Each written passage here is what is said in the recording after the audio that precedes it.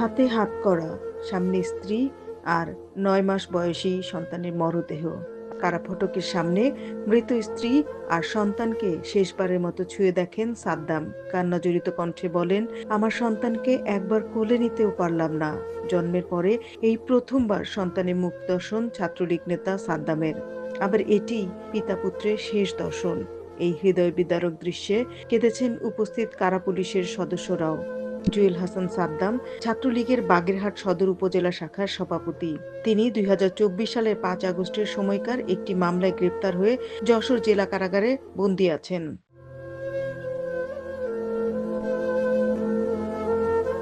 শুক্রবার দুপুরে বাগেরহাট সদর উপজেলার সাবেকডাঙ্গা গ্রামের একটি বাড়ি থেকে কানিজ সুবর্ণা স্বর্ণালী নামে এক নারীর ঝুলন্ত মরদেহ উদ্ধার করে পুলিশ। তার পাশেই নিথর অবস্থায় পড়েছিল স্বর্ণালীর ৯ মাসের শিশু নাজিমের নিথর দেহ।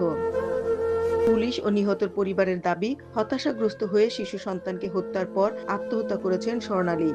তাকে অনেক ভালোবাসতো, যে এক কথাই সেই জিনিসটা সে মানে করতে পারতো না, বাঁধতে পারতো না যে তাকে জেলে রয়েছে সেই সময়টা যে সে কিভাবে কাটাইছে, মানে মেইনলি একাকিত্ব বোধ করার কারণে হচ্ছে সেই ঘটনা ঘটাতে বাধ্য হয়েছে। ঘটনাস্থলে এসে আমরা ঘটনাস্থল পরিদর্শন করলাম, আমরা লাশের সুরতল প্রতিবেদন প্রস্তুত করলাম।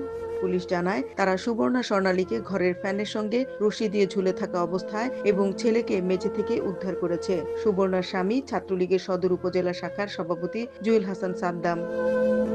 মর্মান্তিক এই মৃত্যুর পর কারাগারের জেলারের সাথে যোগাযোগ করেন সাদ্দামের স্বজনেরা। প্যারোলে মুক্তির আবেদনও করেছিলেন তারা, তবে জেলার তাদের আবেদন নাকচ করেন। বাধ্য হয়ে শেষবারের মতো স্ত্রী ও সন্তানের মরদেহ জেল ফটকে আনার ব্যবস্থা করেন সাদ্দামের স্বজনেরা। শনিবার ২৪ জানুয়ারি সন্ধ্যা ৭টার দিকে মরদেহবাহী অ্যাম্বুলেন্সে করে সাদ্দামের স্বজনেরা আসেন। সকল কার্যক্রম শেষে সন্ধ্যা ৭:৩০টার দিকে ৬ জন পরিবারের নিকট সদস্য সহ মরদেহবাহী অ্যাম্বুলেন্সটি কারাগারে প্রবেশের অনুমতি দেয় কারা কর্তৃপক্ষ।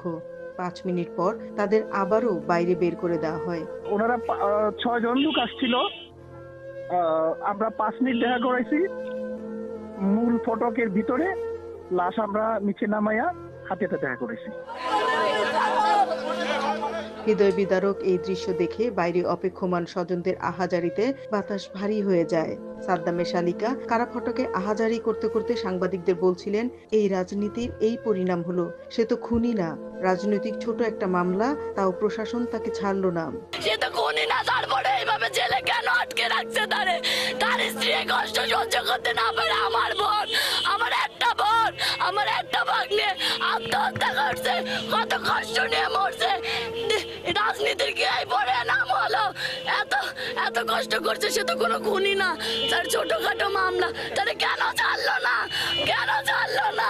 শামীমা দোলা, NY 71, নিউ ইয়র্ক।